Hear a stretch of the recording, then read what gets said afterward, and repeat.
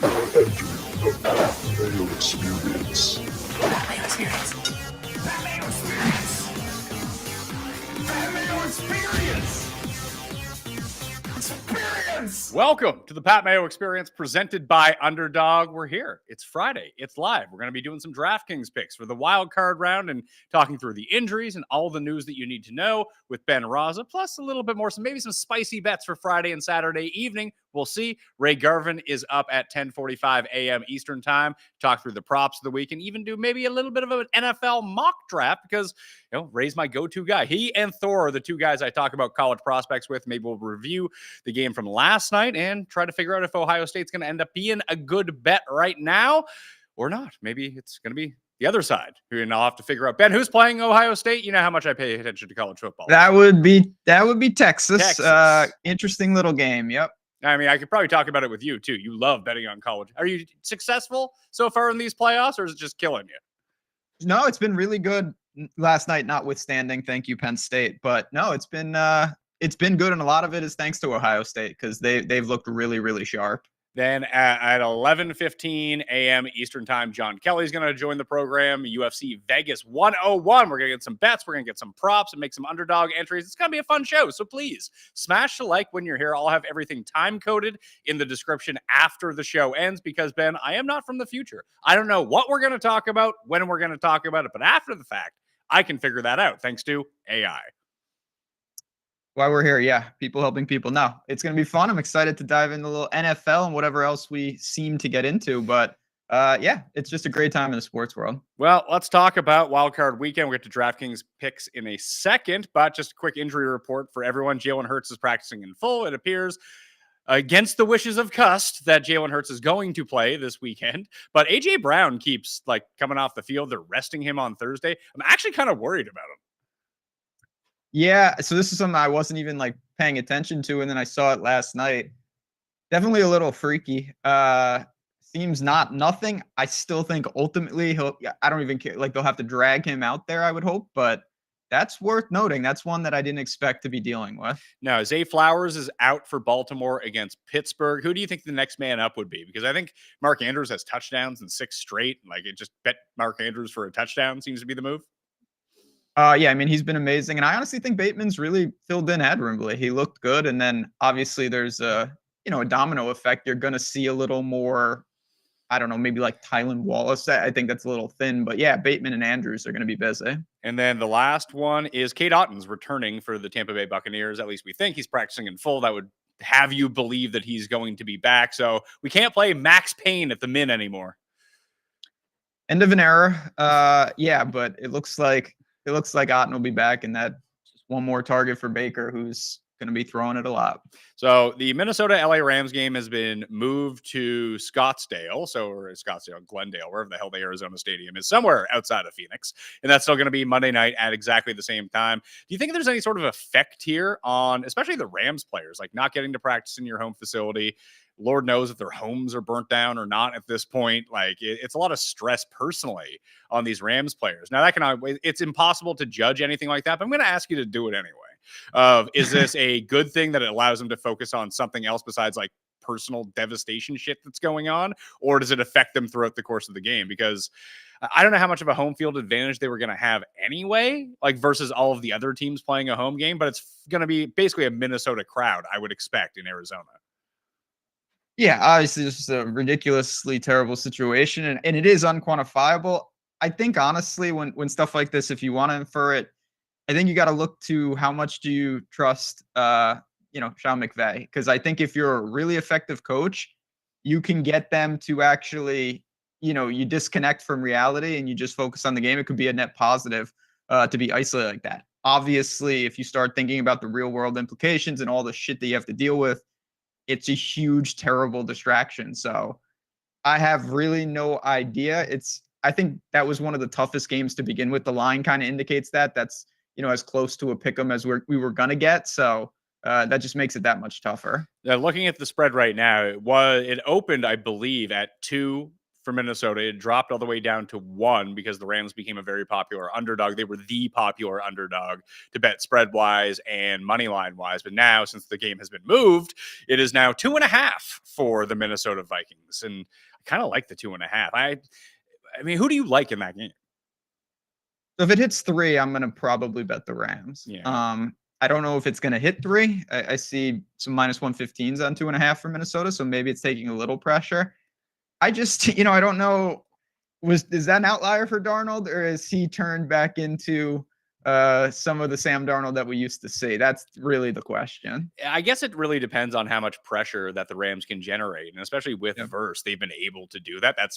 I wouldn't say that's exactly how they beat Minnesota the first time around, but it had a lot to do with it. Just like get Darnold off his spot, force him to make not necessarily contested throws, but quicker decision throws, because as we've seen, his quick decision making throughout the course of his career, better this year, not the best.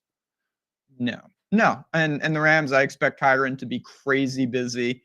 They're going to lean on them. They've got weapons. So that's why that game last week was so important. You could be resting, getting healthy, and instead you're in a toss-up game for your life right off the bat.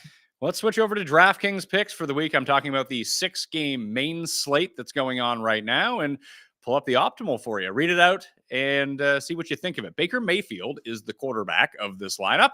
Aaron Jones-Sonor is the running back, along with Bucky Irving to go with his quarterback.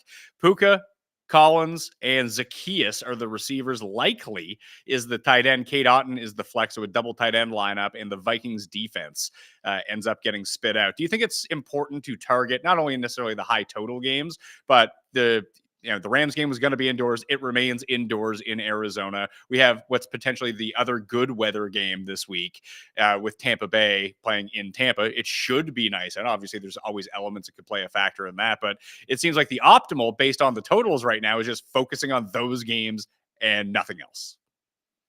Yeah. I mean, there's obviously the totals are going to correlate to that. So there's somewhat baked in, and it makes sense. I mean, I think everyone sees the potential upside, particularly in the Tampa game. That's just a really healthy total. I think that could be Washington only plays in insane games, so no surprise. And that lineup's interesting just because I think, Baker's going to be very popular, but Baker and of course Mike Evans are going to be that correlation that almost all Baker lineups use. So if you navigate that and you don't need him, that would be an interesting wrinkle. Yes, well, the problem is with Cade Otton putting him in here. He's had some decent games, but basically since Evans returned from that hamstring injury, like remember it was all Otton all the time, double-digit targets every single game. Obviously now he's coming off of an injury, but in the games like post Evans coming back, 3 targets, 7 targets in the overtime Carolina game, 4 targets, 3 targets. Like he just wasn't used as a focal point in this offense anymore. Yeah, you're back to drawing. Like he's going to have to score. He needs to find the end zone, as is the case with most tight ends, no doubt about it. But it is true, and you've got McMillan, who's the touchdown machine, on that team as well. So it's a weird breakdown, but it's pretty easy to make a case that Baker plus multiple bucks is one of the best builds. So I looked at the optimal right now, and everything has been updated to the moment at Run the Sims. You can always go use Run the Sims to get even more updates on Saturday morning if you're watching this after the fact. But Baker is the highest optimal quarterback, just slightly above Lamar and then slightly above Darnold. Then you have Herbert. I guess when I mentioned the indoor games, the Houston Chargers game is also indoors, but I'm just not seeing a lot of ownership for that game whatsoever.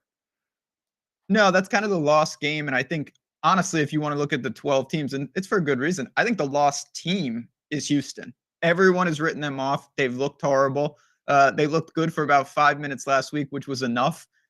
They saw Stroud and they said, okay, let's just bottle that and get you off the field.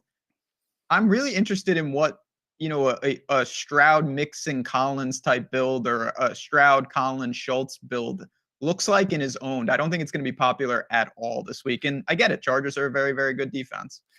Would Schultz be the guy that you would go to after that? Like Stroud Collins, like do we want to go like Stroud Collins Mixon?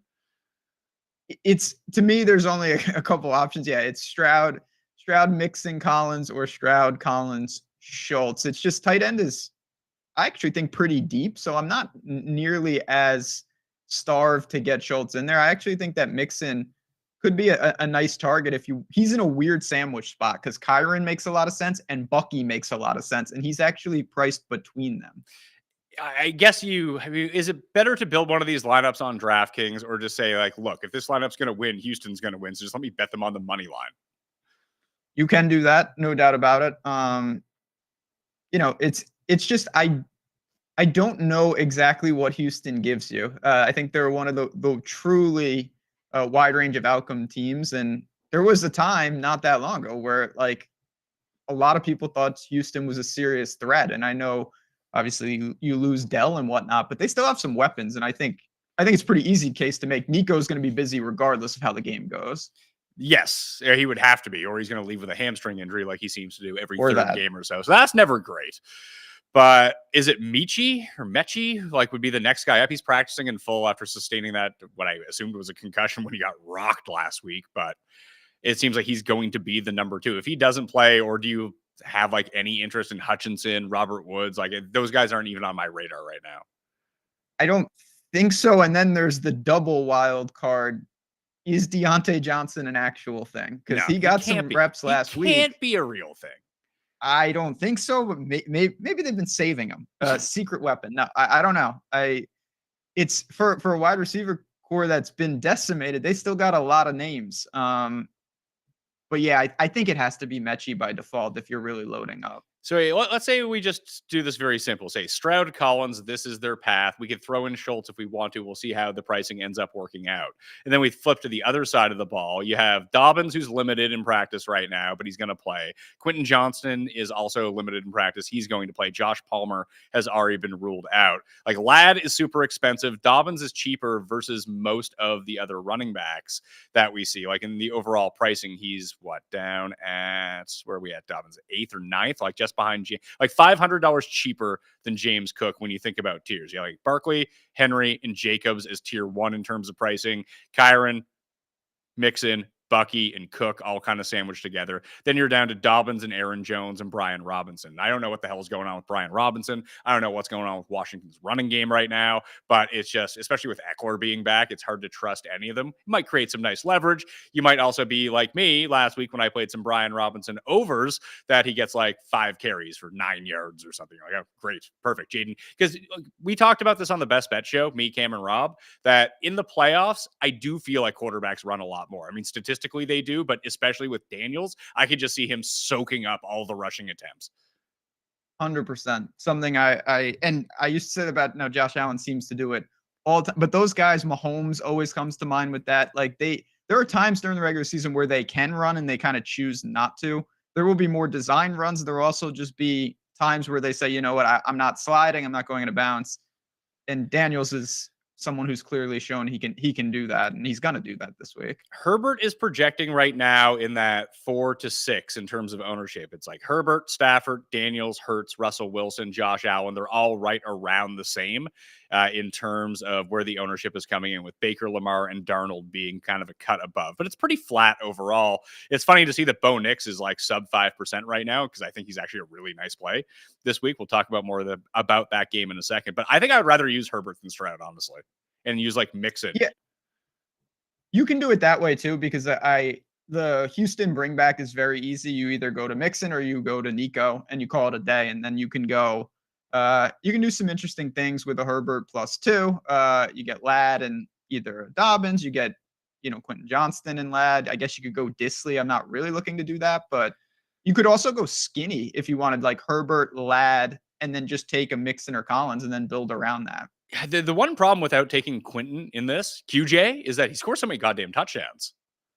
Yeah, when he catches the ball, he's figured out that really the key is just catching it. And now he's doing that, and look what's happening. So I get it. It does open it up sub 5K. Yeah, I mean, you could like play around with it. Like you could use, I don't know, like Darius Davis, DJ Chark is getting a little bit of run. I suppose Davis, like they try to get him involved, and maybe you end up sneaking a special teams touchdown here. What defense do you want to go to this week? I mean, defense is just like, so if I had unlimited money, I would probably go to either Tampa or Baltimore. I'm going to have some Denver defense, though. I know that sounds a little crazy, but I'm gonna take some shots at a $2,400 Denver defense. I can see it just because we haven't seen it so much this season with Josh Allen just giving the ball away, but it's it's very much in play, especially in like the wild card round. Josh Allen's not had his best stuff in the first round of the playoffs. Good enough to advance, but it's unfair to him. But nothing will stick out more in my mind that the first time the Bills made the playoff, they had to go to Houston. The game was close. Then he tried to do like a spinorama lateral backwards. It was like, oh boy, this is a lot going on here. Yeah, I mean, I like the Bills. I'm rooting for them. I don't love this. Like, this is just a freaky game. I know. Listen, they were playing the carcass of Kansas City, so it's not the same. But Denver comes in with some momentum, and they've got some weapons, and that's a good defense. It's a young team, but I wouldn't be stunned to see that be a little more competitive than I think we're all expecting. I think that you could go to the Eagles D. They seem to be pretty lowly owned. I think they're actually projected to be the lowest owned behind. The Bills are the lowest owned defense, and then you have the Eagles D as the two. They're 35 and 33, so they're pretty expensive. People are getting up to Baltimore. It's a great spot. And then you have the three that are looking not chalky, but the ones that people are gravitating towards: the Chargers, the Commanders, and the Texans in that game. So I can see this being finagled a few different ways. Like, would you take a roll of the dice to save the money on Pittsburgh against Baltimore at $2,200? I mean, the first game they played this season, Pittsburgh's D was just generating turnovers left and right.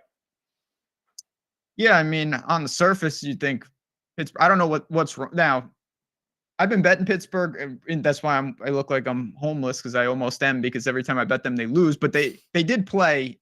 I don't know who scheduled this: Philly, Baltimore, Kansas City, and Cincinnati to close. So now this is Baltimore once again, but Lamar isn't immune to having a fumble or two. I kind of put them. I mean, they're cheap for a reason, but them and the Broncos defense, it's not a talent issue. It's just they're playing elite offenses on the road.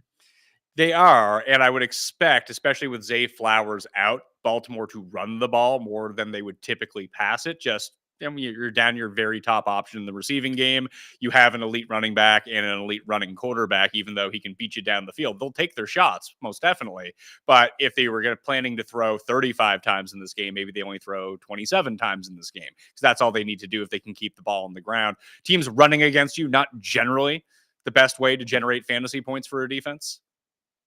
That's why, again, I like splitting hairs, but that's why I kind of like the Broncos, just because I do think, Josh Allen might be a little more keen to throw a couple up. And Baltimore, how many times have we seen a low variance game where they dominate possession, 8-9 minute drives? If you get that, yeah, sure, you're not going to get -3 from the Steelers, but you're not going to get that many opportunities for a fluke play, which is really what you're after.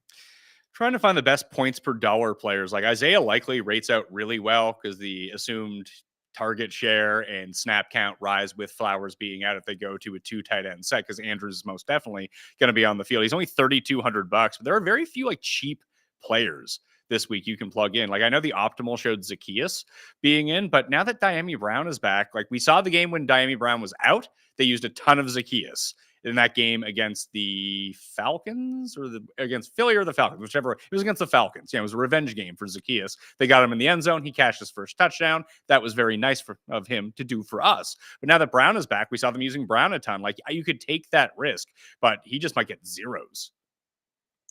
A lot of guys like that. Even I think the Packers are a good illustration of that. Obviously, it thinned out a little with Watson, but it's still very difficult to decipher. I mean, Jaden Reed has been for a quote unquote like number one, his targets are comically low, and he's got a bunch of guys behind him. But if you're trailing, I mean, Love may have to drop back 40 times, and there's going to be targets to go around. I'm just not sure how it's distributed. Like, trying to find guys below, like non-tight ends below $4,000 or even below $4,500 is tough. It's usually pretty easy in the first round of the playoffs. Like, you'll find your third receiver, be like, oh, I could see that guy having a game. Like, Marvin Mims would have been the perfect guy, but he's like $5,100 now. Like, do we have to go to Pele's brother at 4,100? Pele's brother, yeah. I mean, he's another guy that I will say the Broncos get these guys in space, and they got unlimited players too. Mechie, we talked about him a little, but maybe Tutu Atwell, but I don't think that's the answer. That's tough with everyone being healthy on the Rams. Like, yeah. Tutu just doesn't get any run. honestly, I'm telling you, there is a world. If Deontay Johnson plays a lot, I'm going to be really pissed because I want to do it, but he's just so live to just literally not even be on the field.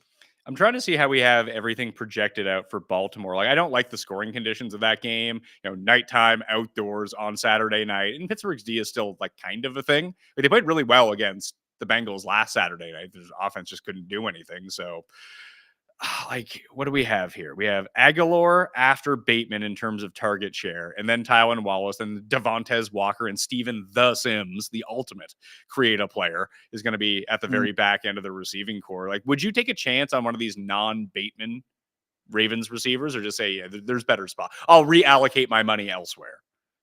I think it's the latter. I mean, we have it mirroring very similar.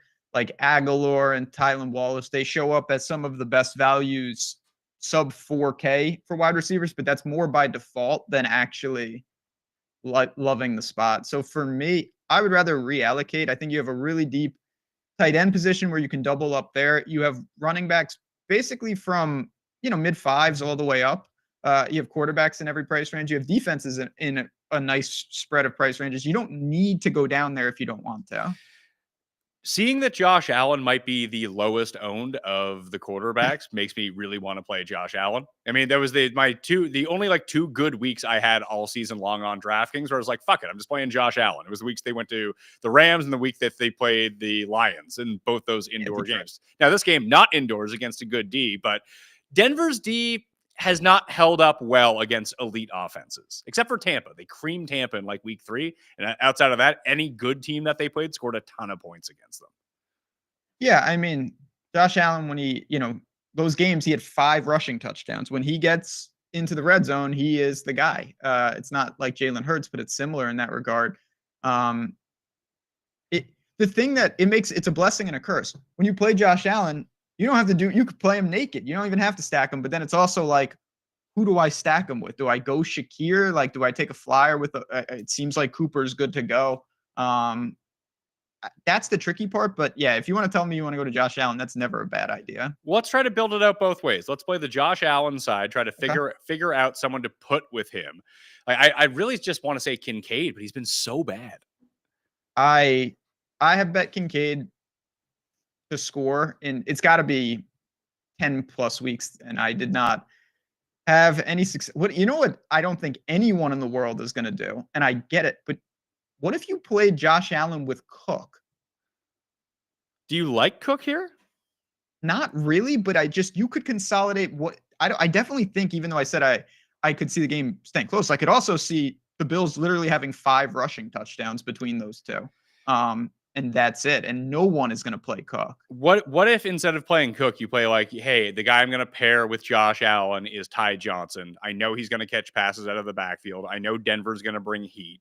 He'll probably see an uptick in snaps that, hey, if I'm going to get different, I can't find one of these cheap receivers that I like. Maybe one of the guys on Denver we can bring back. It's not optimal, obviously, to punt off a running back position to such a cheap player who might not do anything. But we can always make that up by we probably play like Barkley and Henry now because we've saved so much money. Maybe not with Josh because Josh Allen is 82, but at least this is a cheaper pairing here.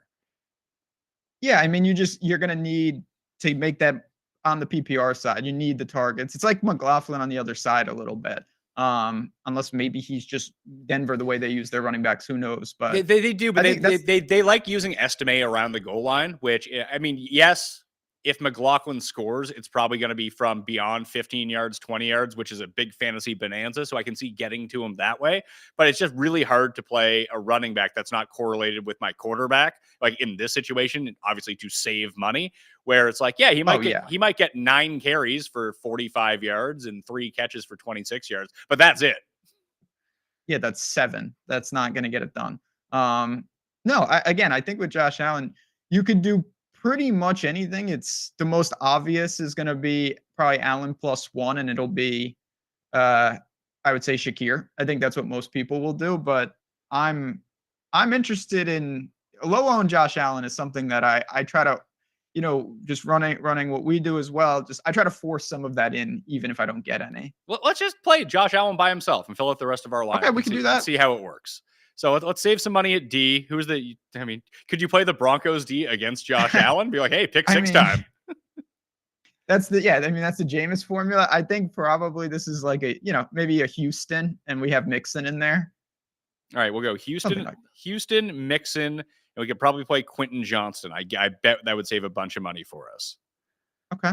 So let's do that. Allen, Mixon, Quentin Johnston. We have $5,400 left. Out of the tight ends, I can't believe Mark Andrews is the highest priced tight end on this slate. Goddard's back at full health. If A.J. Brown is dinged up a little bit, this could be a nice Tucker Kraft spot as well. Yeah, Tucker Kraft is interesting. Obviously, that guy, he scores. There's no doubt about it. And you can also, if we really want to spend up, we could go Kraft likely, Goddard likely. You can double up with two of them if you want to. You could also go with Higbee here. I was just looking at. He scored 2 touchdowns in the 3 games since he's been back. $3,300. Like, you're just asking him to score a touchdown at that price. Yeah, and he's obviously, like you said, he returned, seems healthy, and he's a good player. And they could be throwing a lot. Obviously, no concerns whether there. So if you double up at tight end, we're going to have, over 665 for these remaining 3 spots. What if instead of doubling up at tight end, we use Vele as a wide receiver, as like the Denver comeback? We could, yeah. I mean, if you do that, it's going to be the same story. So if you go Vele and Higbee, let's see. We'll throw those 2 in. That leaves us a running back, a wide receiver, and a flex. Who do you like the best of the high-end running backs? Is it Barkley, Henry, Jacobs, or Kyron? I honestly think it would be Saquon. It'd be Saquon. Could we play Saquon and Bucky? That's Jefferson. I want to click on Saquon. Like, do you like Saquon here? Like at 8,500? Yeah, I do, just because I think that his, the 8,500 is more impactful for if he gutter balls, you're in triple level trouble. But like when you go for 38 or 32 or 4, like it doesn't matter what you're priced at, and he has that. And if A.J. Brown is hobbled in any way, I mean, obviously Smith's going to have to step up, Goddard's going to have to step up, but Saquon also is going to, be quite busy. So I found the guy to pair with Josh Allen. It's Mac Hollins at $3,800. The shoeless guy. Dude scores touchdowns. That guy, how many? The Bills are another team where they carry like 9 wide receivers somehow, and they all play. I don't really get it. I mean, yeah, this lineup, you could have salary, you could bump up, you could ditch Higbee and go to Kraft if you wanted to. I actually kind of like that more. The other thing that I was looking at, instead of having Mac Hollins, we could play Demarcus Robinson, and then you end up with 2 Rams receivers in that game against the Vikings. However, it's a situation where I feel like if those guys are the ones who come through, you're probably beating up on the Rams lineups anyway, because very few people are going to be like, I'm playing Stafford and I'm pairing him with Robinson and Higbee. Not Puka, not Kupp, not Kyron, those 2 guys. Like, that's not happening. Definitely not. And Stafford is not going to give you any isolated points. So like, even if he had a huge game, if Josh Allen runs in a couple, like he's outscoring Stafford no matter what. So like, that's an interesting build with two pay down Rams. I actually like that. I like that more, to be honest. Well, you have the absolute nut low wide receivers, but you get Mixon, Bucky, and Barkley in your lineup, which is pretty nice to look at. And Josh Allen, who we're only targeting here. I mean, we're targeting because he's like 1A or 1B or 1C of the 3 best quarterbacks in football and the best fantasy players overall at low ownership. But it's difficult to make him work, as we're seeing. Yeah, I mean, this is the ultimate kind of stars and scrubs. You have a $2,200 difference in the middle. You have Quentin Johnston at 48, and then you go up to Bucky at flat 7. Yeah. All right, let's play that one. Let's build a Bo Nix one. I think I gave it out on the show with Rob and Cam, but I think my favorite underdog play this week is Bo Nix higher than 5.5 rushing attempts. Unless he gets like knocked out on one of these rushing attempts, he's going to be taken off a bunch. I agree with that. Maybe you get a couple kneel downs somehow. So yeah, Bo Nix is, and then you get my man Sutton in there. I would assume. I mean, Sutton's the logical play. Do you triple up with this? Like, is this a spot where you're like, all right, we need to find like a cheap touchdown from someone? Like, is Troutman the guy? I mean, he's $2,600. Like, you need him to score a touchdown. Or do you just say Sutton, Nix, maybe Mims, maybe Vele, maybe Franklin? Do we throw another one on, or is this just it? I mean, you always can. You go find little Jordan. But yeah, so the thing that's interesting about Bo Nix is that I think if you really get the ceiling game you're looking for, some of it's going to be with his legs. And so I'm fine going skinny if you wanted to. If I was going to add a third, it would probably be Vele. I'm just not sure I could trust the running backs at all. Yeah, I like McLaughlin over 1.5 catches. That's about the extent where I want to play that's fair.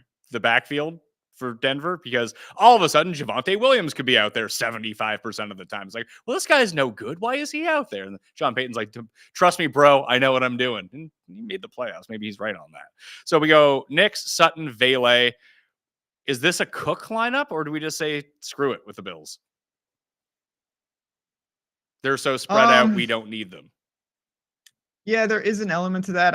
I think I'd be somewhat more apt to take a flyer on maybe one of the receivers, like a Keon Coleman, someone like that, if you wanted to pay down, and then you'll have plenty of room. Or you could go Cook. I would prefer, because they are sizable favorites, that the Bills, there's someone there, even outside Josh Allen, that has a decent game. If you had to play one guy on Washington, who would it be?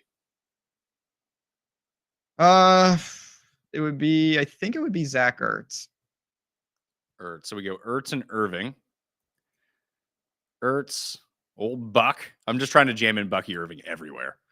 I mean, I'm a big Bucky Irving fan. He's the man. So this gives us a running back and a flex. We could presumably, just let me throw in a Texans D just to see. So 7,200 if we play Texans D for 2 running backs, or a running back and a flex, whatever we want to do. Didn't play any Ravens. What's Bateman at? Bateman is 5,000. Would you rather play Bateman or Andrews? Bateman. So let's try Bateman in this spot. And then if we play Barkley, we have $3,600 for a defense, which leaves us with Bills, Eagles. I think Eagles D is a really nice play. I know Jordan Love is practicing in full, but he's no stranger to giving it away. Oh, no, definitely not. Yeah, this is a nice little situation here where you can 2v2. You can go get Derrick Henry as well. Like on my build, I went and got Henry, and I slid in Addison, which was kind of a weird build. There's a lot of ways you could do this. You could get Devontae Smith.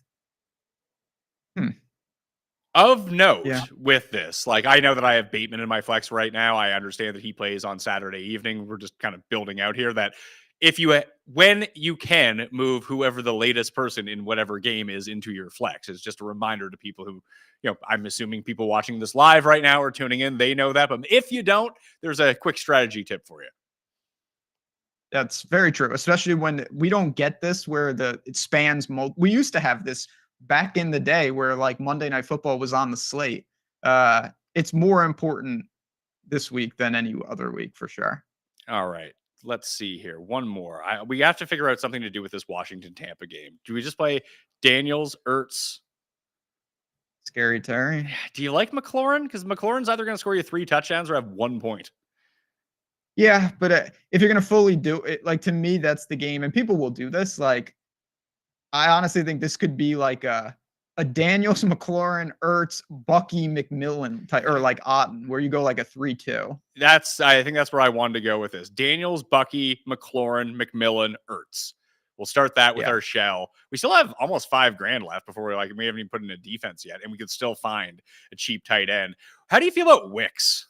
Wicks is only $4,500. You could play like Wicks or Coleman in this spot to get a piece of one of those offenses if you wanted to. Probably not. I mean, Wicks, you're kind of gambling on that this is the guy in an underdog situation that they have to come back and pass. But honestly, Tucker Kraft is probably the better answer, isn't it? Then you could probably play Barkley with him.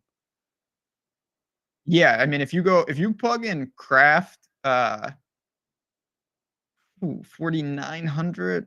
Yeah, I mean, I plugged in Henry, and and I was able to go Henry, Amari Cooper, and the Texans defense. So I don't. I could go Saquon, Broncos D, because we're not playing any Bills anyway, and then like Quentin Okay. Johnston. Oh yeah, exactly. So I see exactly where you're at. Do we need to have two receivers with Daniels, assuming that if he's going to be the best quarterback, he's going to rush them in? No, I don't think you have to. It's a little weird because Ertz fills the tight end spot. Not that you need that, because you could start deconstructing this, kick out Ertz and go Likely, and then you can upgrade Quentin Johnston. You could update your defense to go get one of the premier defenses if you want. There's a lot of ways to do it.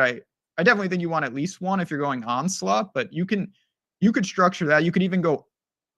You could kick out McMillan and go Otten if you wanted to, and have $2 that way. There's a lot of ways to do the stack. All right. Any final thoughts on DraftKings wild card week? No, I mean, I think obviously the spreads are a good indication. You've got a couple like near double-digit favorites, and then you've got 4 games that I think are basic toss-ups. For me, the key game in all this is actually Green Bay and Philly, because I think that's the game that's a little lost, and I'm really not sure what to expect from Philadelphia between the injuries and just I kind of feel like they're the best team, but I'm also a little nervous about the Packers in this spot. All right, we're going to come back right after this and talk through maybe some college basketball bets, maybe some college football, more with Ben Rasa right after this. The TGL, presented by SoFi, is golf's newest league. It's all indoors in an arena with high-tech meeting. High stakes meets prime time on ESPN. It's the 3-on-3 match play golf league that takes the competition of pro golf and places it inside the arena atmosphere. 6 teams featuring the PGA Tour's best players go head-to-head every single week. And we're talking players that get mic'd up, shot clocks, refs, never before seen holes, a moving green, the playoffs, the lights, the camera, all of the action all goes down. The first of its kind arena golf league in Florida. And yes, you can bet on the TGL, which is the greatest part about this entire thing. You can stream it live on ESPN. So what you need to do is tune in Mondays and Tuesdays on ESPN in January, find out the right odds, get a feel for how this is going to work, and go win some money. Remember, it's only on ESPN and ESPN Plus. This is TGL presented by SoFi. Keep up is golf.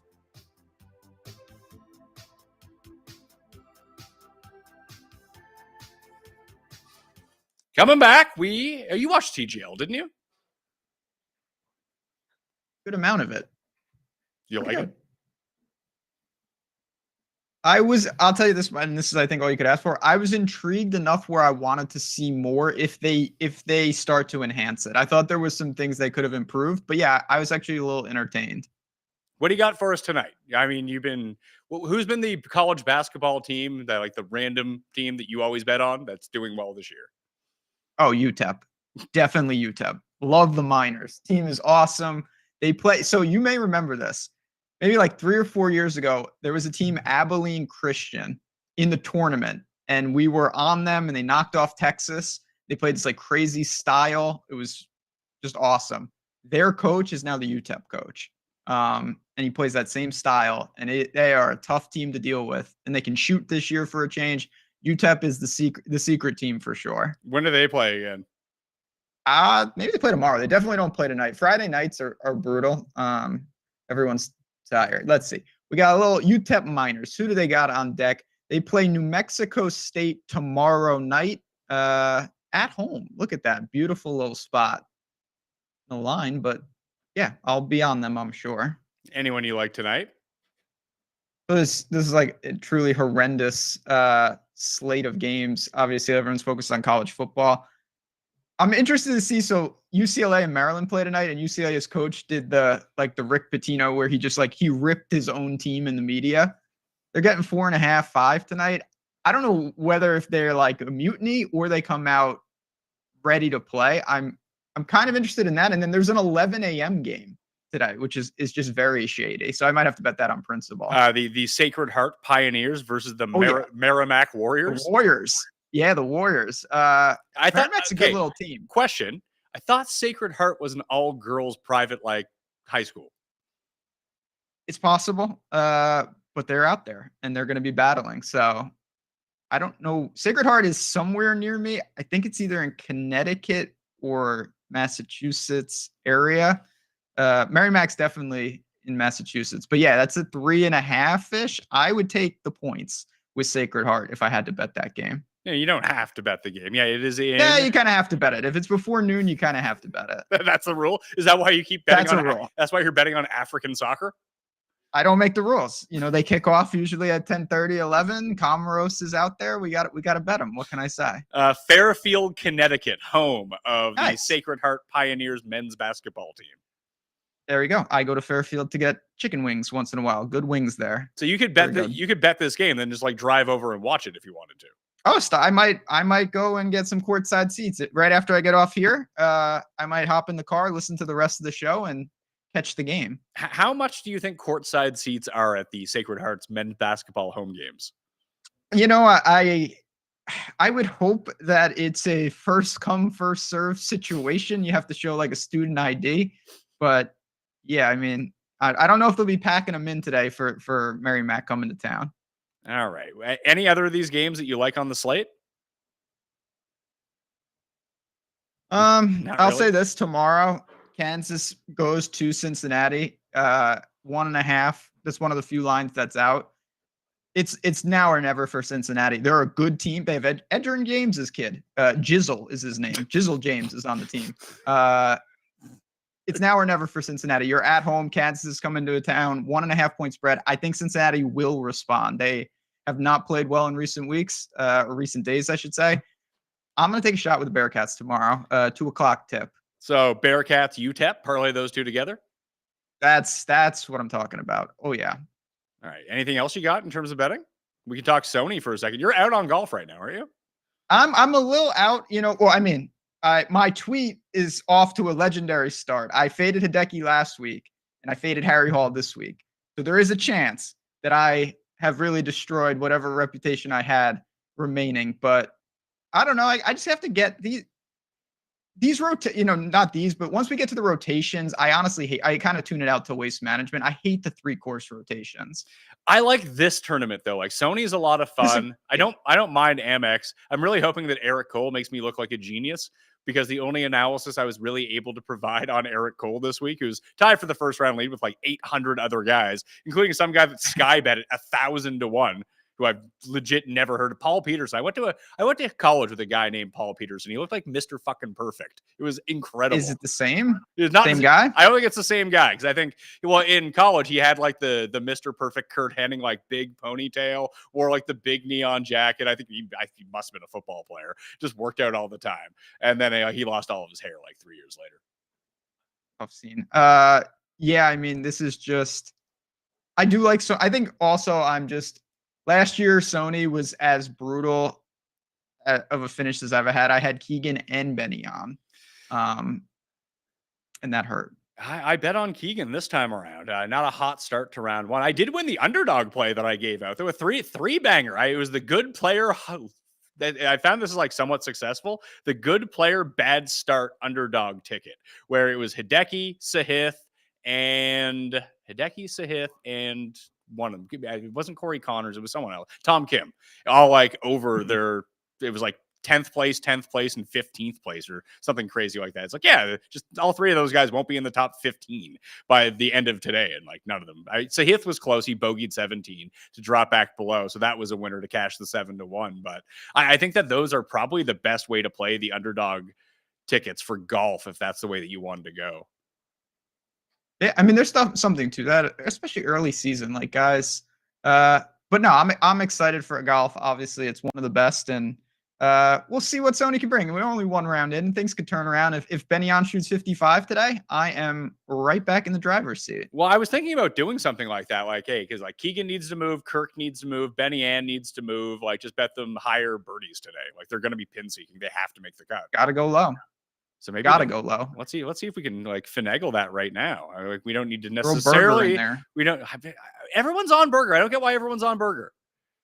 I mean, I can only speak for me. It's because I'm a moron. Because he bogeyed 18, which is impossible. That's impossible. But Yeah, I don't know. But the other guys you mentioned, I think could go low. Well, I had I had Nick Taylor first round leader at 100-1 plus the top 5. I'm like, this is going to be great. He's 5 under through 9 holes. If he just picks up 2 anywhere on the back 9, we are in the money. And then he started like missing 7-foot putts. I mean, guys miss 7-foot putts. It's not outrageous. But then, he bogeys 17. He gets himself to 18. Can't make a birdie there. Like it was, when you have that hope and you can map it out and you're like, oh, this should be really easy based on not only the way that he is playing, but how easy these holes are. And just not going to happen. Like cash $0 out of it. I was here printing like, I'm going to have like $2,000 in my account. This is going to be great. Yeah, I've been there many a times, and it's tough with these courses because you gotta keep going. You can't just maintain. You gotta score. Yeah. So Benny and Byung-hun An's 68, higher or lower. We're going lower, right? Oh yeah. Okay, Yeah. we'll get go, the broomstick. Let's get it going, Benny. We'll get Benny and. Do we want to do Chris Kirk as well? They don't even have like good odds out on for him, so we can pass on him. Who was the other one we said that needs to go low? Keegan. Yeah, Keegan. Keegan, we can go 68 or 4.5 birdies or better. Which side do you like better there? The birdies are better. The birdies are better. We'll go higher on 4 birdies or better. We can throw someone else. Who else needs to make a move here? Let's see.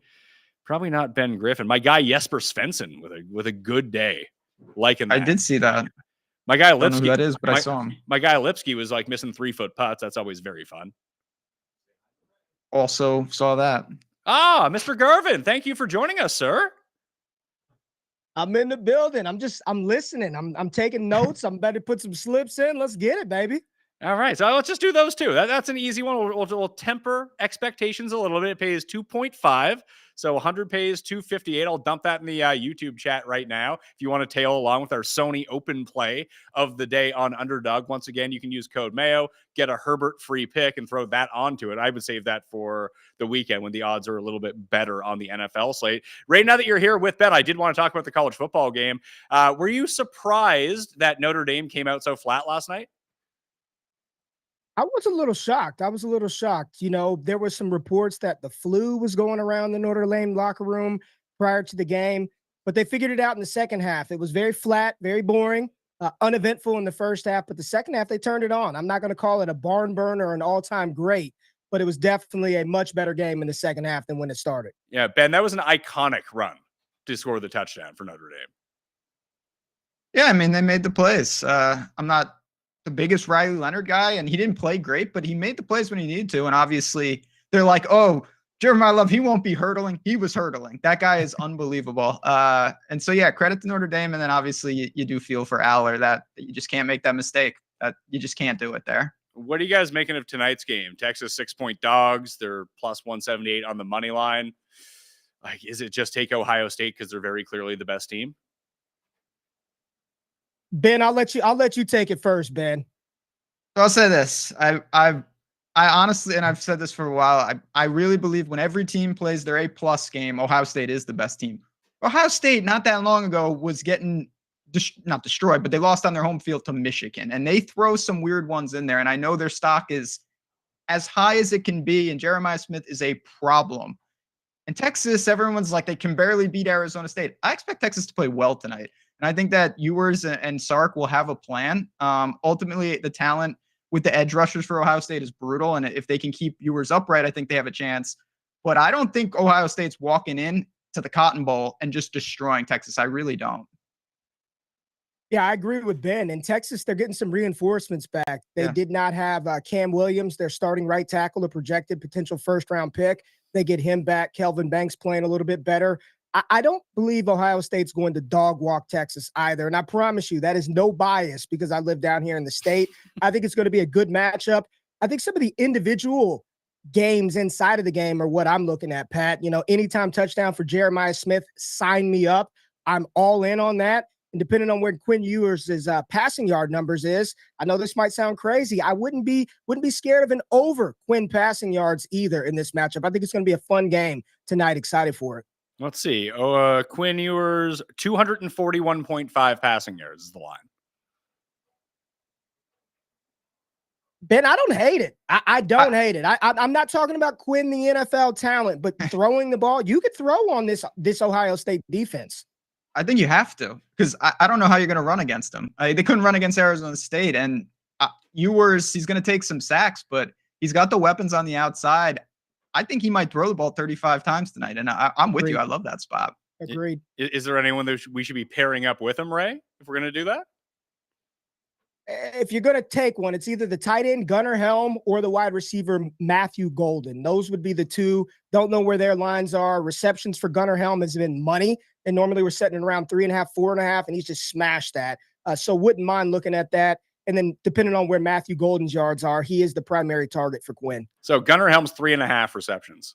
Oh, yeah, yes. Right. I need, over that. Let's do it. All right, so we'll make a 3-banger here on Underdog. And again, code Mayo, get you that deposit bonus if you want to play around with it. Jeremiah Smith, anytime touchdown. Quinn Ewers, over 241 passing yards. Gunnar Helm, 3.5 receptions higher. 100 paced, 393 on that one. Again, I will dump these into the YouTube live chat as we go along, so you can check those out there. Ben, before I let you drop off and Ray and I get into the mock draft, is there any college football player that you want to know more about that you can ask Ray right now? Yeah, I mean, there's so many players out there with the portal, man. That's really the thing. It's like musical chairs. You hear about these guys, like the two, I'm just going to get real well. Like the Tulane quarterback, he's a good player in my mind. I heard Duke gave him like $8 million. I mean, what are we doing? It is crazy times, right? It's really absurd to see how much money they're throwing. The freshman coming in for Michigan, who's the phenom, they gave him 15 million or something like that. It's a crazy time in college football. Yeah. And Ben, this is a topic for another day, but the game is changing. The way that these players, that they're employees, they're not student athletes. They are not just there for the amateurism and for the love of the game and the institution. They're employees. And I don't think it's a coincidence that you're seeing more former NFL player personnel, former NFL coaches transitioning to the college game, where they get that power, they get that GM control, and it is a business, a contract-driven league. So the dynamics of the sport are changing, and for one, I'm kind of excited to see where this goes over the next couple of years. Ben, we'll let you drop off. Do you want to pump up some Odd Shopper while you're here? Yeah, I mean, obviously, just it's a great time for sports. So if you do bet and you're betting on Underdog and doing some of these things, you want to come stop by. We have all sorts of tools and content just to, like I said, enhance the experience. So head over to Odd Shopper. Fellas, thanks for having me on. Good luck, and I'll talk to you guys soon. Yeah, well, we'll try to win some of these Underdog plays and maybe even some of the bets too. And Kansas or Cincinnati tomorrow, college basketball, and just bet UTEP blindly every single week, and we'll be good to go on the college basketball front. Ray, I wanted to have you on to talk about the NFL draft, obviously. I want to know more about it this year than going in completely blind like we do that I do every April and ask you and Thor who these guys are, why teams should take it. So take a look at the NFL draft order right now. It's finalized. Tennessee ends up with the number 1 pick overall. Then we go with Cleveland, the Giants, New England, Jacksonville is the top 5. Las Vegas gets the 6th pick. They've just fired their coach and they've just fired their GM. Jeff was so happy when Telesco was the GM of Vegas because of how bad he is. Now he's not there. Got the Jets, Carolina, New Orleans, and Chicago. Is it going to be quarterback 1-2? Like no question about it. That's what a lot of people thought, but I'm not so sure that we even get quarterback at number 1. And I know a lot of people looking at this might think, well, Tennessee, they need a quarterback, and Cleveland, they need a quarterback, and the Giants, absolutely. Pat, you've heard it. We've all heard it. And the narratives are partly true. This is not a stacked elite quarterback class. There aren't a lot of guys that you look at the top and say, oh, yeah, plug and play. That's a franchise difference maker. And we had a guy play last night in Penn State edge rusher Abdul Carter that is really pushing to be the number 1 overall pick. So I think, unlike at least the past couple of years, there's probably going to be a lot more chaos at the start of the draft. I'm not sure, Pat. If it was you and you had the 1 pick, who would you take?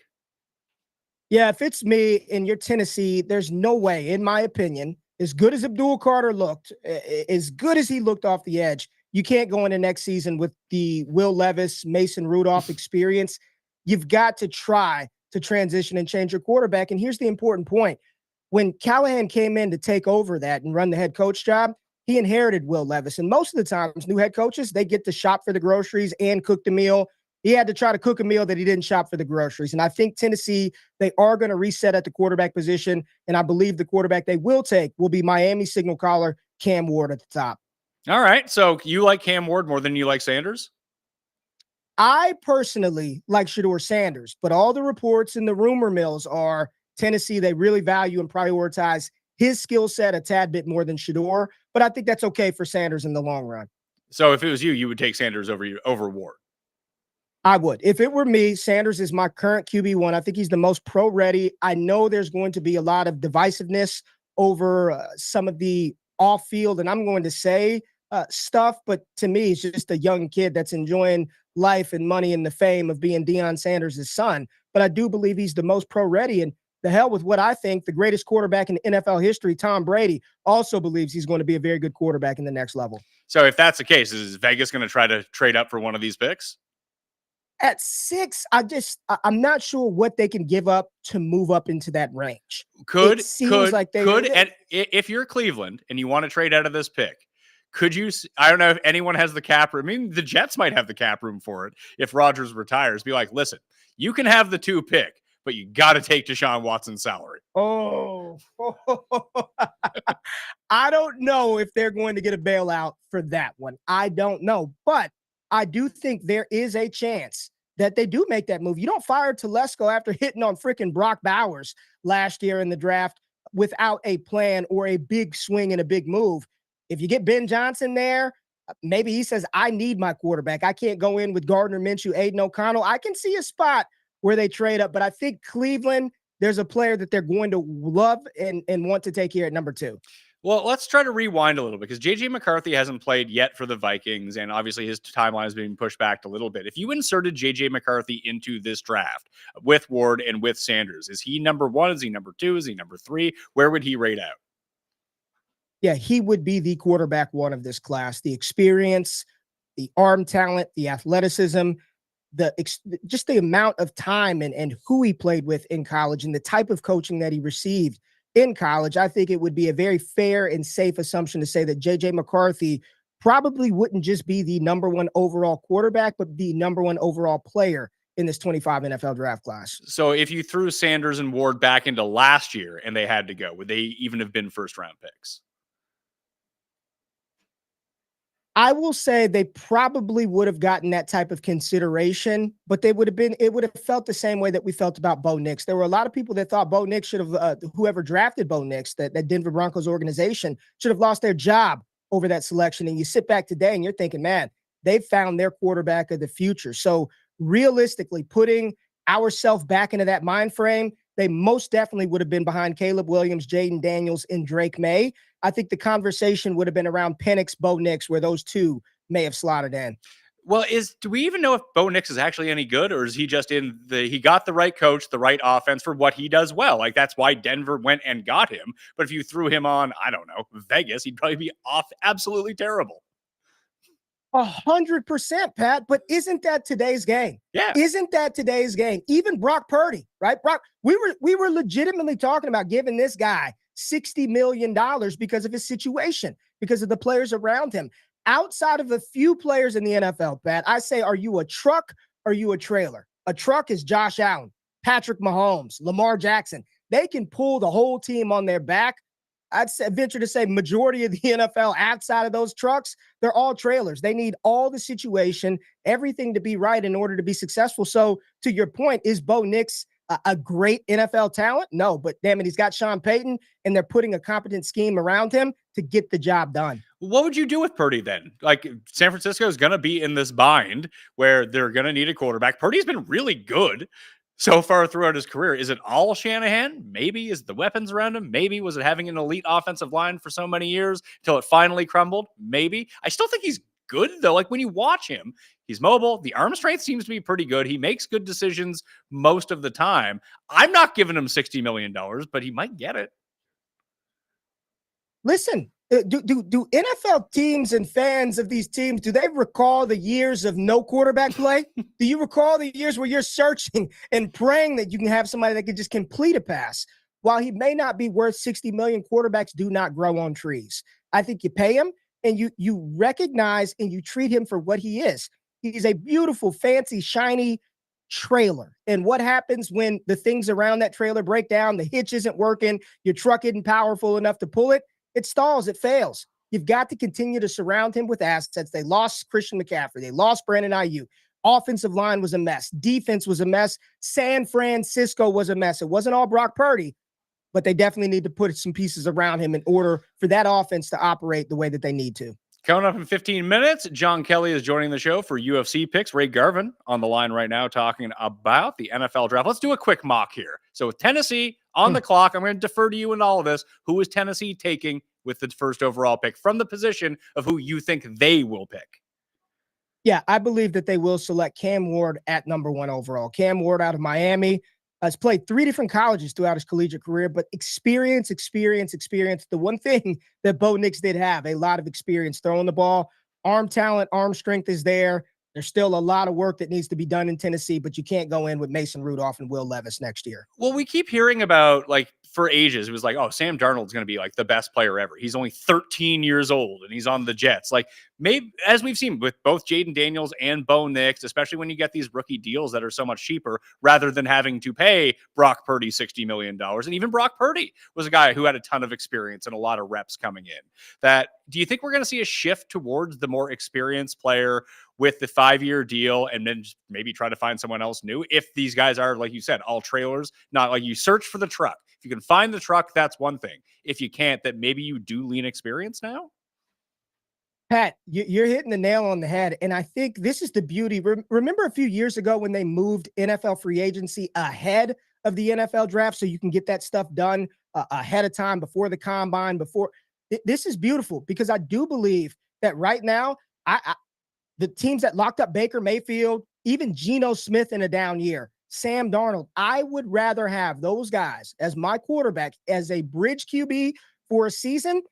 Give me all of them, probably over every quarterback in this class. So I think that's going to be the true wrinkle that maneuvers around where these quarterbacks can go. I think Cleveland potentially can be a landing spot for Sam Darnold.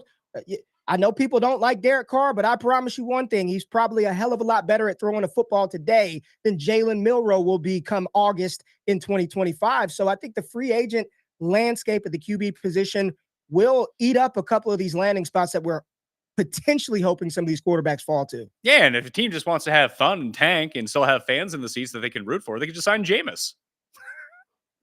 People love Jameis Winston. He's great, man. He is great. Yeah. You put Jameis, like, if the Giants can sign Jameis and they go try to find a quarterback elsewhere, a project, whatever it is, just make them the Thursday night game every single week with Jameis, but you have to start him at quarterback, and every game will be like 45-40. It'll be awesome.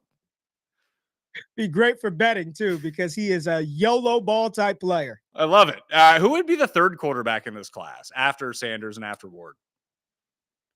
Probably Ole Miss signal caller Jackson Dart, played with Lane Kiffin, a lot of experience in the SEC. And for those that don't know, he was actually at USC prior to Caleb Williams transferring, and I'm not going to hold that against him. I mean, Caleb Williams comes in, you probably got to go.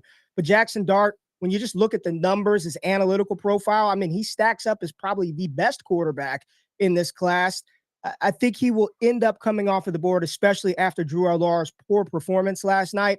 As the QB3, maybe a little competition from Alabama quarterback Jalen Milroe because of his rushing ability. But when it's all said and done, I do think Jackson Dart, quarterback out of Ole Miss, will slot into the QB3 spot. You mentioned Darnold as a bridge quarterback. He's not going to get he might end up getting a bridge contract. And if that's the case, then Minnesota probably brings him back. I've been trying to play through the scenarios with what happens in Minnesota. And I do think a lot of it depends on the outcome of how the Viking season ends. And that's probably unfair. That's probably not how you should do the talent evaluation, because we saw Baltimore get themselves into this problem when Joe Flacco won the Super Bowl. It's like, all right, time to make him a long-term deal, highest paid quarterback. It didn't really work out great, and you had to keep him there until Lamar was able to come in, and you were able to sneak that pick at the very back end of the first round. But with Darnold, like, you can't sign him to $60 million a year in 4 years, can you? Not if you're Minnesota. It's as great as he's played, and they are not in the position that they're in without Sam Darnold, Pat. I'll be the first to admit, I thought this was a 2-3 win team with Sam Darnold coming into the season. So all credit and flowers to Sam Darnold, but you just cannot commit that to him. The reason why all of this works is because he's on a cheap contract. If you've got to pay him a significant amount of money, this does not help the other areas of the team that Brian Flores needs, that Kevin O'Connell needs to make this entire operation go. But would a team like Tennessee do it? Would a team like Cleveland give him a 2-year deal? Another team that's looking for answers, the Raiders potentially? I'll never say never. I think there is a world where that happens in the offseason. Yeah, I think Kirk Cousins gets cut too. And let's say Aaron Rodgers gets cut and you can sign him to the Russell Wilson deal of this year. Wouldn't he be the target to go get? Like, hey, we'll bring in Rodgers, and listen, if he sucks, we'll cut him. If he's a distraction, we'll cut him. But we might be able to get him for a 1 year, $1 million, and the Jets will pay him $40 million. And at this stage of his career, he's probably just like, I just want to finish it out, get my stats, play some football, make some more money. I definitely think there are going to be suitors for both Aaron Rodgers, and I know people don't like the name. You mentioned it, Kirk Cousins. There are multiple veteran quarterbacks, Pat, that teams probably feel a lot more comfortable putting under center today than any of these guys in 2025. And I do not want to be the poo-poo on the 25 class guy. I'm not shitting on this class, but this is just the reality of where we are at today and how good some of these veterans are currently playing in the NFL right now. Cleveland on the clock at number 2. I mean, this taking a quarterback here doesn't solve their Deshaun Watson problem, but it really mitigates a lot of the cap issues where, look, if you have to go out and sign a Sam Darnold, maybe you get the cheap Cousins contract, the cheap Rodgers deal, that could help it too. But if you're paying this one guy $1 billion to not play for your team, but he's on your cap, having a rookie contract at quarterback is the only other option you can go to if you want to be competitive. Yeah, this is, I really believe this is where the draft starts, especially, I believe it was this week that the report that Deshaun Watson's recovery, there was a setback in recovery. And Pat, I've ruptured my Achilles tendon. The only setback I can think of is a re-rupture, which would not be good. I don't know what it is. I'm not a medical professional, but I think Cleveland has failed so much at this position. I don't think that they're going to do that here. I do not believe that they are going to risk losing the fan base even more. You know what would help Cleveland? What would give that city, that team some hope, some excitement? A player that feels like he can't miss, that he can't bust, that he can do multiple things. And there's no better player to come recharge that franchise and get the fan base excited than this year's reigning Heisman Trophy winner, Travis Hunter. It's a position of need. He can play both ways. I don't know. I personally think he's a little better receiver than corner. But right here at 2, I believe, from a business standpoint, Travis Hunter puts butts in seats immediately in Cleveland. I think he's going to be the number 2 overall pick. Do you think he can play both ways in the NFL, like full time? No. I do not believe he can do that full time. I think at some point he will have to pick a position. The problem is, if I'm Travis Hunter, his agent, his representation, or the team that drafts him, I don't let any of you know what side of the ball he's playing on all offseason. I guarantee you it will be one of the most tired, exhausting narratives that we hear. Is he going to be a corner? Is he going to be a receiver? How much is he going to play on each side of the ball? Personally, I think he's going to have to pick a side. And if it were up to me, I would say, Travis, go play wide receiver. Hey, if I'm Travis too, and I'm looking at my bank account, looking at contracts, I'm playing receiver too. That too. Yeah, they tend to get paid a little bit more at the high end if he ends up being good. But at least we saw Troy Brown try to do this, because the Patriots were in such dire straits with so many injuries. And he filled in pretty admirably as a defensive player for a guy that I don't even know if he had experience on the defensive side of the ball at the time. But I think ideally you run him out as a corner if he's, so good as a corner, and then have him as a 40% player offensively mixed in with certain packages to keep him fresh. If he's able to do that, I think football wise, that makes the most sense. But if I'm him, I'm saying I'm a receiver and, you can throw me out on defense every now and then. Exactly. Agreed. So Hunter at the 2 pick, does that mean Sanders goes to the New York Giants? And does that mean Dion goes with him? Fire Daboll, get him out of there. Well, they're saying they want to bring Daboll back, give him one more year, which was kind of strange in that department. But I do think just as bad as Tennessee can't go into next year with Levis and Rudolph. Listen, they let Daniel Jones go during the season. Drew Lock, Danny DeVito, Tommy DeVito, it doesn't matter. They are not going into next season with any of the DeVitos as a starting quarterback. They've got to find somebody. Shador wants to play there. You've got three talented pass catchers with the young rookie tight end Theo Johnson, Wan'Dale Robinson, and of course Malik Neighbors. Get a quarterback that can deliver the ball to those guys accurately, keep Neighbors happy, look a little disgruntled towards the end of the season. I do think the Giants reset the quarterback position and take Shador Sanders at 3. I like the fit too. I really think that now that there's been the house cleaning in Vegas, like, is there any chance Dion jumps to the pros and becomes a head coach? There has to be a chance, right? Yes, absolutely. There's a chance. I didn't think there was a chance in hell he would leave Jackson State for Colorado, not based on the type of stature that he has. And not only did that, he was very successful in his second season at that university. So with the Raiders' moves that they've made, I absolutely think there's a chance, although Dion himself has said multiple times that he's comfortable where he is. And personally, having worked in collegiate athletics for 10 years, the amount of freedom, the amount of power and control that he has in that city, that university, I think it would be a tough pull to bring Dion to the NFL. But the Raiders seem like a team that if they're going to give anybody full power and control, it would be that organization. New England on the clock at number 4. After watching Drake May, he either needs someone who can catch the ball or someone to block for him, I think would be pretty good. But also, New England's defense, not so good. Is this a spot where you can actually get an edge and have maybe the best player in the draft? Let me tell you right now, Pats fans would be doing backflips if this draft started off Travis Hunter, Cam Ward, Shador Sanders, because the number one player on most people's boards isn't either of the quarterbacks. It's not Travis Hunter. It's the guy that we saw cause absolute problems for Riley Leonard in Notre Dame last night. Edge rusher, LeVar Arrington wore number 11. Micah Parsons wore number 11. Now we've got Abdul Carter rocking the number 11 that many scouts believe is a walking 10-plus sack all-pro guy out the rip. New England fans getting this guy on the defense to really start to set the culture and tone on the defensive side of the ball. We'll find Drake Mason protection in round 2. We'll get another receiver through free agency. Go give T. Higgins a bunch of money to play 11 games a season. But you can't pass on Micah Parsons 2.0, Abdul Carter, number 4 to New England. So it seems to me that's where all the concentration has been, at least in the discourse I've been hearing. Obviously, I'm not following college football at all. So you only hear the names that really stick out. Like, hey, who's going to go first? Who are the best quarterbacks? And these are the 4 that continuously get brought up. If Jacksonville's on the clock at 5, is there someone I've just been out of the loop on who's clearly going to go number 5? Or now does it become a toss-up? I wouldn't say it's toss-up, but there are some really good elite talents right here. And I'm just going to throw out 2 names from the same institution from Michigan.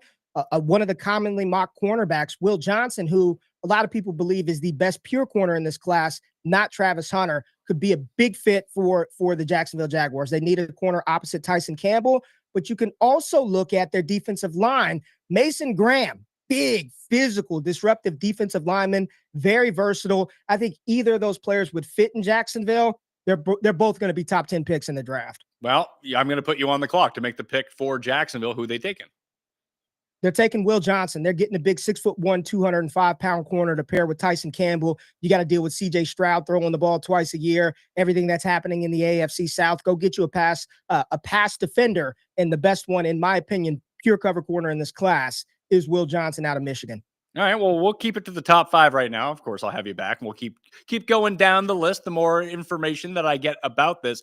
But one thing I really wanted to talk to you about before I let you out and we get to John and the UFC is Pete Carroll's being rumored to Chicago, and this is something that I talked about for a bit too, that although it seems to make very little sense of why you would bring in 94-year-old Pete Carroll to run your team, I actually think he's kind of good for a culture reset if you get the right coordinators to go with him.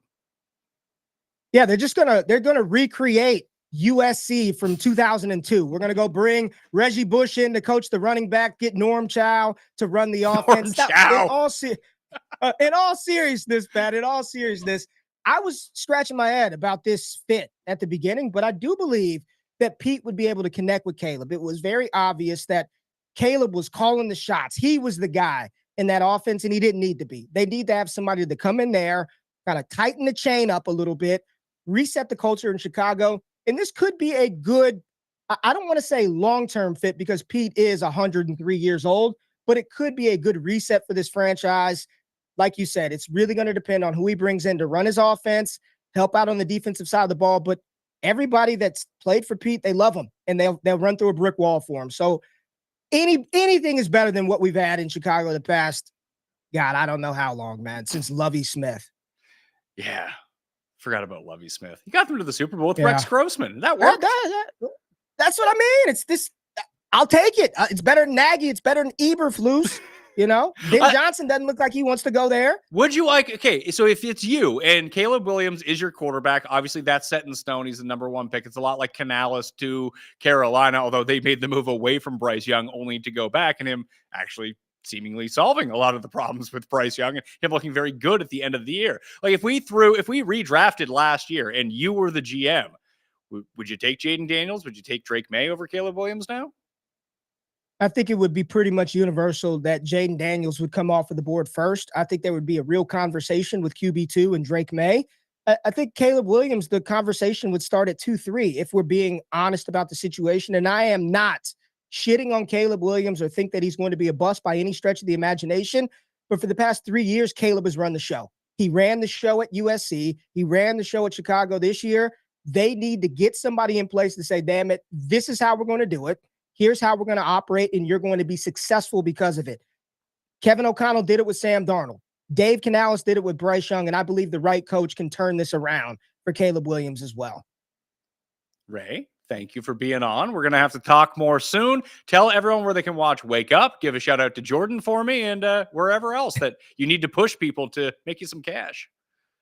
Appreciate you, man. This is what we do. NFL draft season is when we heat up. You can check out all NFL draft rookie profiles, Ashton Genty, Luther Burden, on my YouTube channel at RayGQ. That's QUE on YouTube. And for fantasy football content, Dynasty fantasy football content, go to DDFFB, DD Fantasy Football on YouTube. I appreciate you having me on, Pat. Looking forward to connecting again here soon in the short future. Yeah, you're going to have to talk me through some of the stuff during the offseason. I give up on football so quickly once golf starts. I think I'm going to need to, now that I'm doing this Friday live show, maybe we go twice live a week. We need to talk about more subjects. So thank you for being on. Pat, can I say one thing, Pat? Hit Pat, me. can I say one thing? Hit me. Christmas time, your boy got some clubs. So give me a couple of months, Pat, and I'll be out there.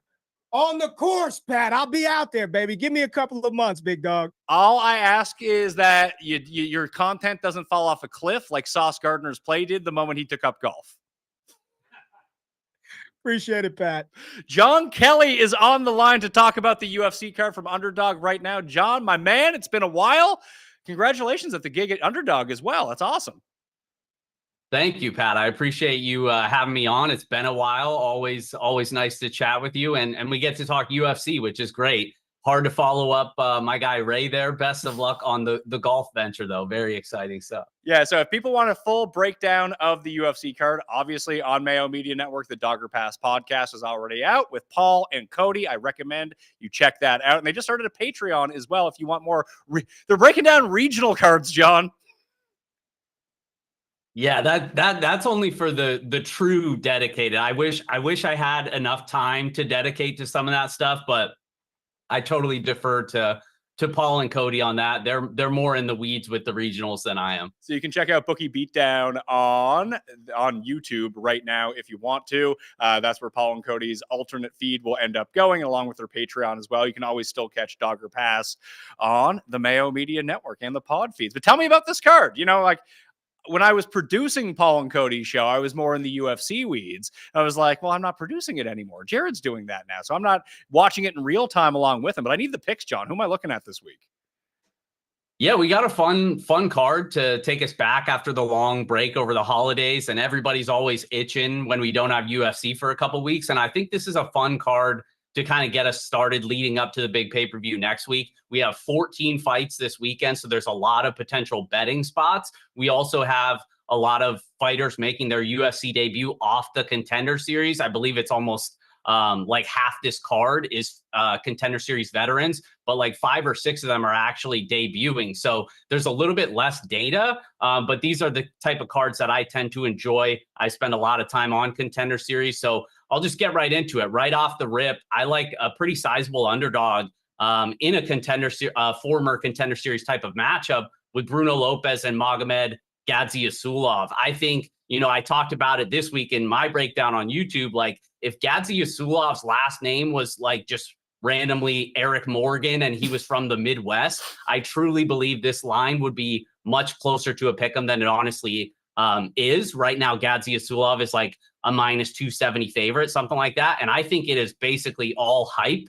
This guy has fought absolutely nobody. He was can crushing on the regional scene, a lot of first round finishes, quick finishes. And then they bring him into Contender Series. They give him Jose Medina, who's quite frankly not that talented, but just really tough.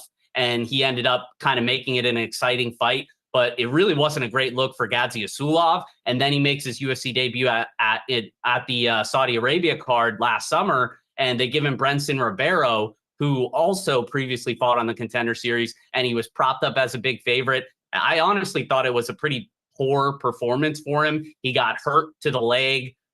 He looked kind of wilty in that spot. His wrestling ended up getting him the job done, so he still won. But it's just not something that I think he's going to be able to bank on once he starts facing better level of competition. Now, I'll talk about the Lopez side. I think Lopez is actually the best fighter that Gadzi Asulov has ever fought. And that's not saying much because Lopez is another Contender Series guy, kind of can crusher. But he is the best fighter that Gadzi Asulov has yet to face. He actually fought a common opponent in Brenson Ribeiro on the Contender Series. And from a market perspective, he was priced as a bigger favorite than Gadzi Asulov was against Ribeiro. Obviously, the outcomes have kind of changed that because he lost that fight. But in terms of the matchup, I think he's got multiple advantages here. Lopez is known for some really heavy leg kicks, which I mentioned Gadzi Asulov is susceptible to. That hurt him in his UFC debut. Lopez is also pretty well-rounded. He likes to move forward, throw some hands. Gadzi Asulov is mainly a kicker. He doesn't really have, the punching power. I know he has a lot of wins by knockout, but I think some of that is a little bit negated because I think Lopez, despite being hittable, he's going to be forward pressure. He needs to keep the fight on the feet. And I think he'll be able to do that for the most part. I think his takedown defense is not as bad as people are expecting it to be, or at least as the market is kind of pricing this as Gadzi Asulov just dominates him on the mat. I don't see it that way. I think there's clear value on the underdog. So I like Lopez in the plus 200 range. All right. Yeah. 2-1 on Lopez. This reminds me just basically what you said because of the last name value on some people. Like Jeff would come on the golf show every single week and tell me about how Seamus Power is one of the longest hitters on tour. And he only thought that because his last name was Power. And it turned out it wasn't true. Yeah, there's a lot of that. I mean, Cody and Paul, they'll tell you the same thing. Like anytime you get some of these like Russian, Dagestani type of grapplers, it's almost like you're paying a tax in the market. And I think that's clearly what's happening here in this fight. Paul, do you agree with John on our guy Lopez here, 2-1? This should be lower. Yeah, I have like some 2 plus 225. And if you want to get a little bit extra greasy, because like, let's face it, Gadzi Azulov's 9-0, never lost a fight. I really don't think he's very good. I think he has the technical wrestling, but like not like the strength, tenacity, power in those exchanges. Like I don't really see it. If you want to get really greasy, 9-0 guy, never lost, never been finished. So like plus 750 Lopez by decision is also how I'm sprinkling this fight. John? I won't go the decision route. I'm happy with the money line. I think there's potentially he could even finish him here. I mean, Gadzi Asulov, he hasn't faced much resistance and like literally 2 leg kicks against Ribeiro. And I mean, if he didn't get the takedowns there's potential that he gets finished in that spot. So I think KO's on the table as well for Lopez. I like it. So it's just a Lopez. I mean, it's going to be like a 30-second fight the other way, and we're all going to look like idiots here when I put my money on 2-1. It's 2-1 at Cool Bet right now if you want to go take that. Underdog-wise, John, taking a look at the fantasy props for this, like what do we want to play on Lopez? Is it significant strikes over? Do those leg hits count as significant strikes? They do. Most of those will count as significant strikes. The better way, I think the better way to play it. So we actually offer a lot of different markets on Underdog on the pick'em side. And I think a better way to play it is kind of leaning into what I said about Lopez. But this is also a way where Lopez doesn't need to win and you can still win the pick. And that's if you go Gadzi Asulov not to win by finish. We have those available as well. And I think if he were to win, it most likely is a lay and pray type of decision. So rather than kind of banking more on the Lopez side, if you want to play it, what I think is a little bit safer and even potentially more value is just bet or pick Gaziasulov lower than 0.5 finishes. All right, let's do that. That pays 0.92. Code Mayo will get you a deposit bonus of up to $1,000 at Underdog right now, and it will unlock a free pick if you want to throw it on this. Every day of the week, it's going to be something different. For NFL this weekend, it's Justin Herbert. So you can do a Gaziasulov Herbert play if you really wanted to, John. There you go. Yeah, mix in some football. You can mix in some other UFC picks too, and then just roll those winnings into football. I told you we could even, whatever picks we come up with, we could turn that into a pack and put it on the app. So people that use that promo code Mayo when they sign up, get the deposit bonus. Boom, they could see your pack that we just made right in the top of the app, and they could tail it from there. And then, roll it over into NFL this weekend. All right. I love this. Give me some more picks then. Yeah, I got a couple. Right, so I like Austin Bashi. I mentioned there's a lot of Contender Series guys this weekend. And this is another way where I think you can take some of the concern, I guess, in terms of the betting line where he's a big favorite. It's a tough test. He's making his debut. You take some of those concerns away by playing these other markets. I like the higher 4.5 takedowns for Austin Bashi. This dude comes from a very high level wrestling background. He's a black belt in Brazilian Jiu-Jitsu. He landed 10 takedowns in about a round and a half in his Contender Series fight. And that's kind of his MO. Like, he's not a great control grappler. So I think there's a lot of potential for guys working back up to their feet, like we saw in that Contender Series fight.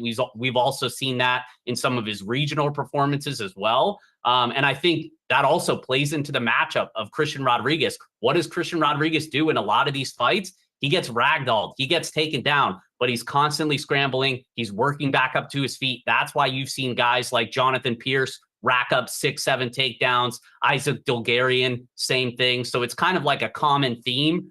And it's just one where the matchup, like the puzzle pieces kind of fit together. I think Bashi over 4.5 takedowns is very strong this weekend. And it doesn't seem like Rodriguez is going to get finished if he gets taken down, or like is Bashi just going to lay on top of him? Like you said, he's good at scrambling out of it.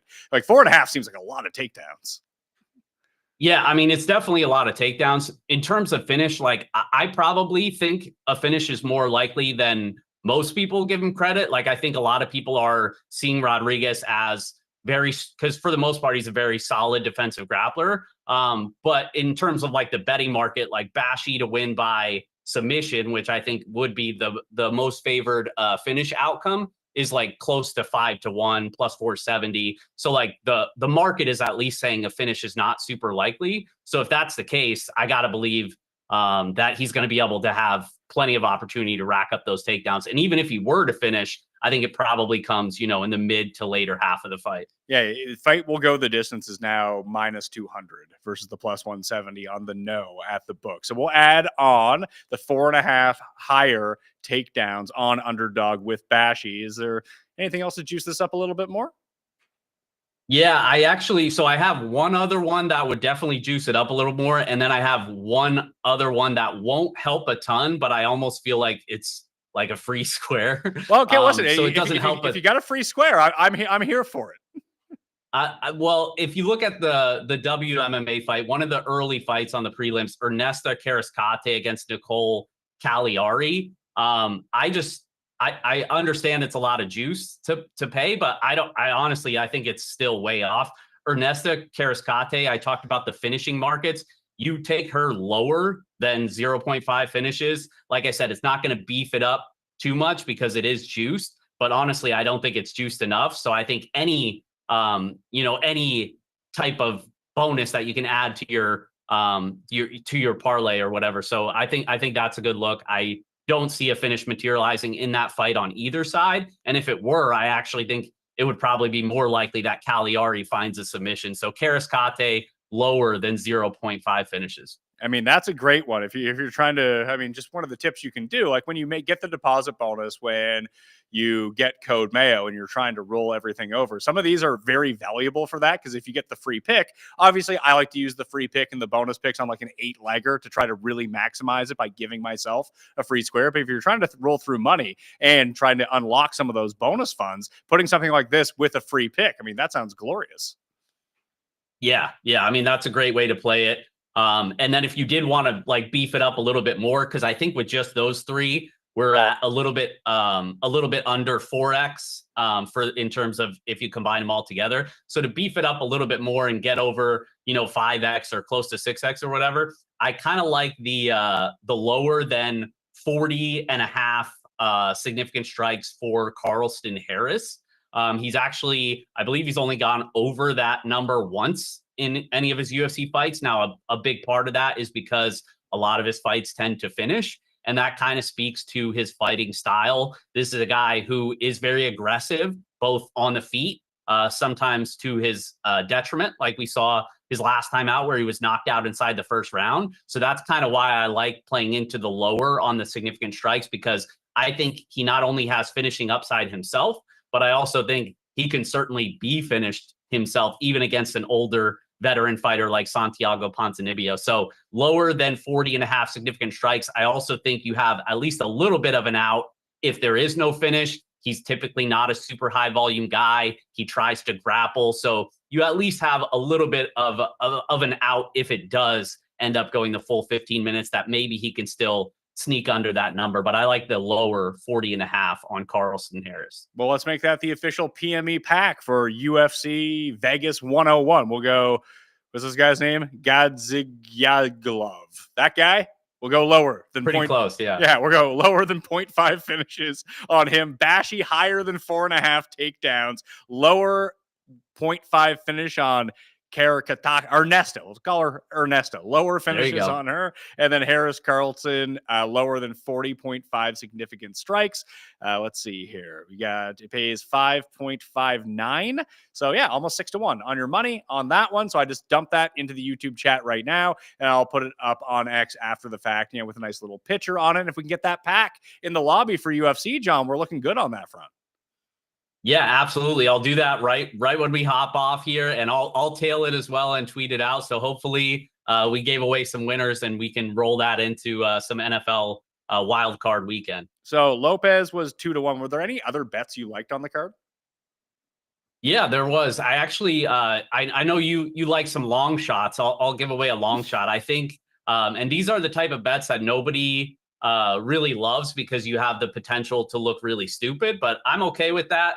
I also think it's potentially where some of the biggest edges lie in what I like to call win condition type of bets. And I think this is clearly one of those where you have a guy, Nuralo Alayev, facing Joe Selecki. Selecki's in on short notice. He's known as basically an early sub or bust type of fighter. And I think in this matchup specifically, that's exactly what he is. Most of his wins have come by submission. Most of them have come early. He's facing somebody in Alayev who's a solid grappler who's going to look to shoot takedowns. He's also been in some, dicey positions on the mat before. And he's coming off, some sort of knee surgery, a long layoff as well. I think Selecki's potentially going to sell out for an early submission. And these are very, very big numbers. I mean, there's 30-1 out there for sub 1. There's 40-1 if you shop around.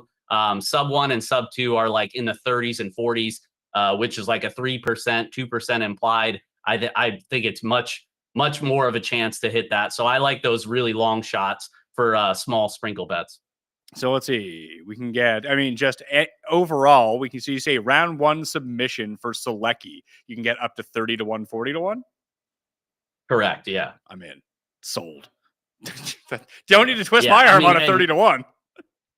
Yeah, this is a bet, like these type of bets, like obviously you're not putting a ton of money on it, but you don't have to, and you can still win a decent amount of money. And like, I bet the same thing when he fought Grant Dawson his last time out. And it's like, oh, you're an idiot. Grant Dawson's going to run through him. He's a way better grappler, whatever. And he ended up winning, but guess what? He was in a deep submission within that first round, and it came dangerously close. I just think these type of fighters, they're going to give you an opportunity. And if you can shop around and get a really big number on it, I think it's almost foolish not to at least sprinkle those things. Well, let's do it. You can follow John on X. You can check out everything over at Underdog, but tell people about the YouTube channel.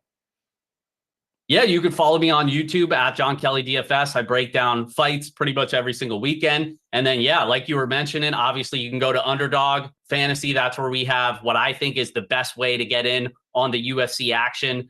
We offer a ton of markets out there that you guys can put in your entry slips. And we have some exciting, potentially new markets coming in the future as well. So definitely check that out. We actually just started doing alternate fight times as well, which we previously didn't release. So you can mess around on there and get creative. I think you guys will really enjoy that product. So definitely check it out, Underdog Fantasy. Yeah, code Mayo will get you a deposit bonus of up to $1,000 plus a free pick along the way. I put all of the entries that we played into the YouTube chat today. And if you're listening to this after the fact on the podcast feed or on YouTube, I'll try to link them up to my X account as well and drop the 3 that we played underneath this live show so you can find them very easily if you want to tail them or fade them. Do whatever you want with them. Just use code Mayo to go sign up. All right. I want to thank Ray, John, and Rasa for being on. I want to thank all of you for making Friday Live a thing. We're going to try to run it back again next week. We got some good momentum last week, maybe even more this week. So please share the show on X because it's streaming live over there. Like the episode on YouTube and leave a rating and review on the pod feed when it comes out. In about 10 minutes, you'll have all the time codes you need in order to jump around if you want to. But I guess if you're listening to the end of the show right now, you already knew that, didn't you? I'm Pat Mayo. Thanks for watching. I'll see you next time.